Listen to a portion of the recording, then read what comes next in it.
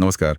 केरल में medical admission की जो दौड़ है उसमें शामिल होने वालों के लिए आज की ये चर्चा बहुत खास होने वाली है। हाँ, बिल्कुल। आज हम केरला नीट यूजी 2025 काउंसलिंग प्रक्रिया पर थोड़ी गहराई से बात करेंगे। मतलब एमबीबीएस, बीडीएस और आयुष कोर्सेज सब कुछ। और हमारी सारी जानकारी ये समझना जरूरी है, कमिश्नर फॉर एंट्रेंस एग्जामिनेशंस यानी सीईई केरला की आधिकारिक घोषणाओं 2025 प्रोस्पेक्टस और दूसरे जो विश्वसनीय स्रोत हैं उन पर आधारित है। सही कहा। मकसद यही है कि केरला में मेडिकल एडमिशन की पूरी प्रक्रिया, मतलब कौन पात्र है, मानदंड क्या है, कॉलेज कौन से हैं, फीस का क्या स्ट्रक्चर है, आरक्षण नीति कैसी है और आवेदन से एडमिशन तक के जरूरी कदम, सब कुछ साफ साफ समझ आ जाए। तो चलिए सबसे बुनियादी बात से शुरू करते हैं। केरला में मेडिकल या उससे जुड़े कोर्सेज में एडमिशन का आधार तो नीट यूजी 2025 का स्कोर ही है ना? हाँ बिल्कुल, वो तो पहली सीढ़ी है, उसके बिना तो बात आगे नहीं बढ़ेगी। और पूरी काउंसलिंग प्रक्रिया सीईई संभालता है अपनी वेबसाइट cee.kerala.gov.in के जरिए। अच्छा, और सीटों का क्या अंदाजा है एमबीबीएस बीडीएस के लिए? हाँ देखिए, एमबीबीएस के लिए करीब 3182 सीट हैं और बीडीएस के लिए लगभग 2077। साथ में बीएएमएस, बीएचएमएस, बीएसएमएस, बीयूएमएस जैसे आयुष कोर्सेज की भी ठीक-ठाक सीटें हैं। ठीक है। अब आते हैं पात्रता पर, मतलब एलिजिबिलिटी पर। नीट क्वालिफाई करना तो जरूरी है ही, नागरिकता भारतीय होनी चाहिए, पर ये जो निवास यानी डोमिसाइल का मामला है वो थोड़ा अलग है शायद केरल में। हाँ, यहीं पर चीजें थोड़ी इंटरेस्टिंग हो जाती हैं। बेसिकली 3 कैटेगरीज हैं। पहली है केरल वासी। केरल वासी मतलब जिनका जन्म केरल में हुआ हो? हाँ, या जिनके माता पिता केरल कैडर के एआईएस अधिकारी हों। ये लोग सभी सीटों और आरक्षण के लिए पात्र हैं। सिंपल। ओके, और दूसरी कैटेगरी? दूसरी है गैर केरलवासी श्रेणी आई, यानी एनकेआई। ये वो लोग हैं जो केरलवासी तो नहीं है पर कुछ शर्तें पूरी करते हैं, जैसे जिनके माता पिता की केरल में सरकारी नौकरी हो या जिन्होंने 8वीं से 12वीं तक केरल में पढ़ाई की हो। अच्छा, तो इनको क्या मिलता है? अब ध्यान देने वाली बात यह है कि ये सरकारी कॉलेजों में एडमिशन के लिए पात्र नहीं है। ओह, सरकारी में नहीं तो फिर? लेकिन यही केरला दूसरे राज्यों के छात्रों के लिए एक दरवाजा खोलता है। NK2 वाले उम्मीदवार प्राइवेट सेल्फ फाइनेंसिंग कॉलेजों की जो 15% मैनेजमेंट कोटा सीटें होती है ना, उनके लिए अप्लाई कर सकते हैं। अच्छा, तो ये NK2 कैटेगरी ही है जिसकी वजह से केरला को एक ओपन स्टेट माना जाता है, मतलब बाहर के छात्र भी आ सकते हैं। बिल्कुल, इसी 15% मैनेजमेंट कोटे की वजह से। हालांकि इन्हें भी कोई आरक्षण या फीस में छूट नहीं मिलती। तो ये एक बड़ा फैक्टर है शायद कि उत्तर प्रदेश या बिहार या कहीं और के छात्र केरला के प्राइवेट कॉलेजों में एडमिशन लेने की सोचते हैं, अगर यहाँ की फीस वो अफोर्ड कर सकते हैं। हाँ, ये बिल्कुल एक वजह है। अगर अपने राज्य में सरकारी सीट नहीं मिली और प्राइवेट की फीस देनी ही है, तो केरल के अच्छे प्राइवेट कॉलेज एक विकल्प बन जाते हैं। सही बात है। अच्छा, अकादमिक योग्यता पर भी थोड़ी बात कर लें। जी पीसीबी में कितने % चाहिए?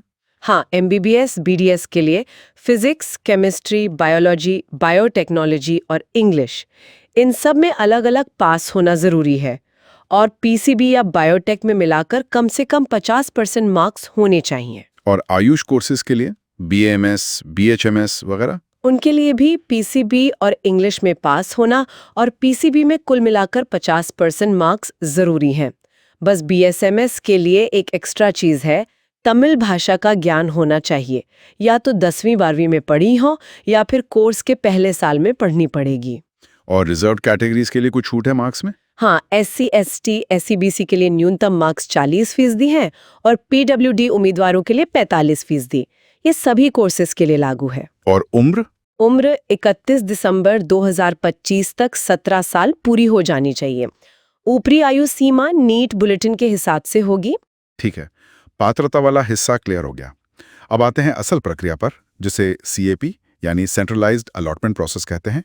इसमें स्टेप्स क्या हैं? सबसे पहला कदम है COE पोर्टल पर जाकर रजिस्टर करना और अपना नीट यूजी 2025 का स्कोर सबमिट करना।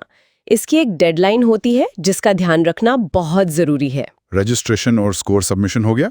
उसके बाद CEE सभी प्राप्त स्कोर्स के आधार पर एक स्टेट मेरिट लिस्ट तैयार करता है। इसमें आपकी रैंक और आपकी कैटेगरी रैंक दोनों मेंशन होती हैं। और ये लिस्ट आने के बाद ही चॉइस फिलिंग शुरू होती है। ये सबसे अहम पड़ाव लगता है। हाँ बिल्कुल, मेरिट लिस्ट जारी होने के बाद आपको सीओई पोर्टल पर लॉगिन करके अपनी पसंद के कॉलेजेस और कोर्सेज के विकल्प भरने होते हैं। मतलब आप अपनी प्रायोरिटी सेट करते हैं। इसमें कोई लिमिट होती है कि कितने ऑप्शन भर सकते हैं? नहीं, आप जितने चाहें उतने विकल्प भर सकते हैं, लेकिन समझदारी इसी में है कि अपनी रैंक, पिछले साल की कट ऑफ, कॉलेज की रेप्यूटेशन, फीस, लोकेशन, इन सब चीज़ों को ध्यान में रखकर ही भरें। और क्या इन विकल्पों को बाद में बदल सकते हैं? हाँ, अंतिम तिथि से पहले आप कितनी भी बार अपने विकल्पों को बदल सकते हैं, ऊपर नीचे कर सकते हैं। लेकिन एक बार आपने फाइनल सबमिट करके लॉक कर दिया, फिर कोई बदलाव नहीं हो सकता। लॉक करना जरूरी है? हाँ, अगर आप लॉक नहीं करते तो अंतिम सेव किए गए विकल्प ऑटोमेटिकली लॉक हो जाते हैं, पर बेहतर है कि खुद लॉक करें। ठीक है, चॉइस फिलिंग और लॉकिंग हो गई, फिर आता है सीट अलॉटमेंट। सही। सीट फिर आपकी रैंक, आपकी कैटेगरी और आपके द्वारा भरे गए विकल्पों के आधार पर सीटें अलॉट करता है। ये कई राउंड्स में होता है। एक ट्रायल अलॉटमेंट भी होता है पहले। ट्रायल अलॉटमेंट, उससे क्या पता चलता है? उससे आपको एक अंदाजा लग जाता है कि आपकी रैंक और भरी हुई चॉइसेस के हिसाब से आपको कौन सा कॉलेज या कोर्स मिल सकता है। ये फाइनल नहीं होता, पर आपको अपनी चॉइसेस को रीऑर्डर करने का एक मौका देता है। अच्छा, और जब फाइनल सीट अलॉट हो जाए तब क्या करना होता है? जब आपको सीट मिल जाती है तो आपको सीईई पोर्टल से अपना अलॉटमेंट लेटर डाउनलोड करना होता है। फिर जो निर्धारित फीस है वो ऑनलाइन या बताए गए पोस्ट ऑफिस के जरिए जमा करनी होती है। और फीस जमा करने के बाद? उसके बाद आपको दिए गए टाइम फ्रेम के अंदर अपने सारे ओरिजिनल डॉक्यूमेंट्स लेकर आवंटित कॉलेज में रिपोर्ट करना होता है और एडमिशन की बाकी फॉर्मेलिटीज पूरी करनी होती हैं। अगर किसी को पहले राउंड में मिली सीट पसंद नहीं है और वो अगले राउंड में जाना चाहता है, तो उसे अगले राउंड की काउंसलिंग में भाग लेने के लिए ऑनलाइन ऑप्शन कंफर्मेशन करना जरूरी होता है। अगर आप ऐसा नहीं करते तो आपको आगे के राउंड्स के लिए कंसिडर नहीं किया जाएगा। ये जरूरी बात है। अच्छा, कॉलेजों की बात करें तो सरकारी और प्राइवेट दोनों तरह के अच्छे ऑप्शंस हैं केरल में। हाँ, सरकारी मेडिकल और डेंटल कॉलेज तो है ही। प्राइवेट में भी काफी नामी कॉलेज हैं, जैसे KMCT, MES, Shri Gokulam medical college. एक Amrita institute of medical sciences भी है, पर वो डीम्ड यूनिवर्सिटी है, तो उसकी काउंसलिंग एमसीसी के थ्रू होती है, सीईई के थ्रू नहीं। और आयुष कोर्सेज के लिए भी सरकारी और प्राइवेट दोनों हैं। हाँ, बीएएमएस, बीएचएमएस, बीएसएमएस, बीओएमएस के लिए भी आपको सरकारी और सेल्फ फाइनेंसिंग दोनों तरह के कॉलेज मिल जाएंगे। अब आते हैं सबसे बड़े सवाल पर, खर्चा। फीस में कितना अंतर है सरकारी और प्राइवेट में? अंतर बहुत ज्यादा है। सरकारी कॉलेजों में ट्यूशन फीस काफी कम है, मतलब आप मान के चलिए 25,000 से 30,000 रुपए सालाना के आसपास। बस, ये तो बहुत कम है। हाँ, लेकिन प्राइवेट सेल्फ फाइनेंसिंग कॉलेजों में कहानी बिल्कुल अलग है। वहाँ सामान्य सीटों के लिए भी ट्यूशन फीस करीब 6-3 लाख से 7-65 लाख रुपए प्रति वर्ष तक हो सकती है। बाप रे, 6 से 7 लाख सालाना। और एनआरआई सीटों का क्या हिसाब है? एनआरआई सीटों के लिए तो फीस और भी ज्यादा है, लगभग 20 लाख रुपए प्रति वर्ष। डेंटल कॉलेजों की फीस भी इसी तरह सरकारी और प्राइवेट में काफी अलग-अलग है। ये फीस तय कौन करता है? केरल में इसके लिए एक फी रेगुलेटरी कमेटी है, वही इन प्राइवेट कॉलेजों की फीस निर्धारित करती है। ये जानना बहुत जरूरी है। एक और बात जो प्रोस्पेक्टस में मेंशन होती है, लिक्विडेटेड डैमेजेस। अगर कोई कोर्स बीच में छोड़ दे तो? हाँ, ये एक सीरियस क्लॉज है। अगर आप एडमिशन लेने के बाद कोर्स बीच में छोड़ते हैं तो आपको भारी जुर्माना देना पड़ सकता है। एमबीबीएस के लिए ये रकम 10 लाख रुपए तक हो सकती है और बीडीएस के लिए 5 लाख रुपए तक। ओहो, तो एडमिशन लेने से पहले ये बात भी दिमाग में रखनी चाहिए। बिल्कुल, फैसला बहुत सोच समझ कर लेना चाहिए। अच्छा, आरक्षण नीति पर भी एक नजर डाल लेते हैं। सरकारी सीटों का बंटवारा कैसे होता है? सरकारी सीटों में 60% सीटें स्टेट मेरिट एसएम के लिए होती हैं। 30% सीटें सामाजिक और शैक्षिक रूप से पिछड़े वर्गों एसईबीसी के लिए रिजर्व्ड है, जिसमें फिर अलग अलग समुदायों जैसे ईजावा 9%, मुस्लिम 8% वगैरह का कोटा होता है। और एससी एसटी? अनुसूचित जाति एससी के लिए 8% और अनुसूचित जनजाति एसटी के लिए 2% आरक्षण है। इसके अलावा ईडब्ल्यूएस यानी आर्थिक रूप से कमजोर वर्ग के लिए भी 10% का आरक्षण है। और कोई स्पेशल कोटा जैसे पीडब्ल्यूडी या स्पोर्ट्स कोटा? हाँ, विकलांग व्यक्तियों के लिए 5% हॉरिजॉन्टल आरक्षण है और कुछ विशेष आरक्षण श्रेणियां भी हैं, जैसे पूर्व सैनिक के बच्चे, सेवारत रक्षा कर्मी, सीएपीएफ कर्मी, एनसीसी कैडेट, खिलाड़ी वगैरह। इनकी डिटेल्स प्रोस्पेक्टस में मिल जाती हैं। तो जैसे हमने बात की कि NAK 2 की वजह से यूपी या दूसरे राज्यों के छात्र केरल आते हैं, क्या इसका उल्टा भी होता है? क्या केरल के छात्र भी बाहर जाते हैं, जैसे मान लीजिए उत्तर प्रदेश? हाँ, ऐसा भी होता है। देखिए, अगर किसी केरल के छात्र की रैंक ऐसी है कि उसे केरल के सरकारी कॉलेज में सीट नहीं मिल रही और यहाँ के प्राइवेट कॉलेज की फीस बहुत ज्यादा लग रही है, तो वो दूसरे राज्यों के विकल्प देख सकता है। जैसे उत्तर प्रदेश में शायद कुछ प्राइवेट कॉलेजों की फीस केरल के मुकाबले कम हो सकता है, या फिर किसी खास कॉलेज की रेप्यूटेशन, जैसे लखनऊ का KGMU बहुत प्रतिष्ठित है, या कोई और वजह हो सकती है। तो ये मूवमेंट दोनों तरफ होता है, निर्भर करता है छात्र की रैंक, उसकी आर्थिक स्थिति और उसकी प्रायोरिटीज पर। सही है। आखिर में कौन से जरूरी दस्तावेज हैं जो एडमिशन के टाइम तैयार रखने चाहिए? एक लिस्ट है।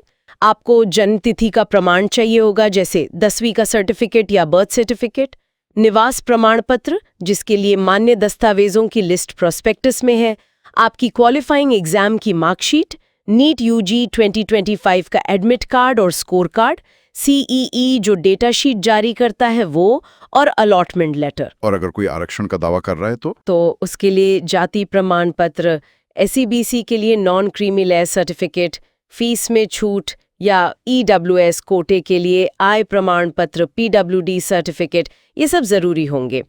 NRI उम्मीदवारों के लिए पासपोर्ट, वीजा, स्पॉन्सर का सर्टिफिकेट, एफिडेविट जैसे अतिरिक्त दस्तावेज लगते हैं। ठीक है, तो संक्षिप्त में कहें तो केरल में मेडिकल एडमिशन नीट स्कोर पर आधारित है। काउंसलिंग CEE केंद्रीकृत तरीके से कराता है। डोमिसाइल की कैटेगरीज, खासकर NK 2 बहुत मायने रखती हैं। सरकारी और प्राइवेट कॉलेजों की फीस में भारी अंतर है। प्रक्रिया में registration, merit list, choice filling, allotment और एडमिशन शामिल हैं, और आरक्षण नीति का भी पालन होता है। हाँ, बिल्कुल। यहाँ एक सोचने वाली बात ये भी है कि ये जो केरल ने प्राइवेट कॉलेजों में 15% सीटें NK 2 यानी बाहरी छात्रों के लिए रखी हैं, इसका राज्य की मेडिकल शिक्षा या स्थानीय छात्रों के अवसरों पर क्या असर पड़ता है? क्या ये सिर्फ प्रतिस्पर्धा बढ़ाता है या इसके कुछ गहरे फायदे या नुकसान भी है? ये एक दिलचस्प पहलू है। वाकई इस पर विचार किया जा सकता है। खैर, उम्मीदवारों के लिए सबसे जरूरी सलाह यही है कि वे ताज़ा और सटीक जानकारी के लिए हमेशा आधिकारिक वेबसाइट cee.kerala.gov.in को ही फॉलो करें। हाँ, सारी अपडेट्स और नोटिफिकेशंस वहीं पर सबसे पहले आती हैं।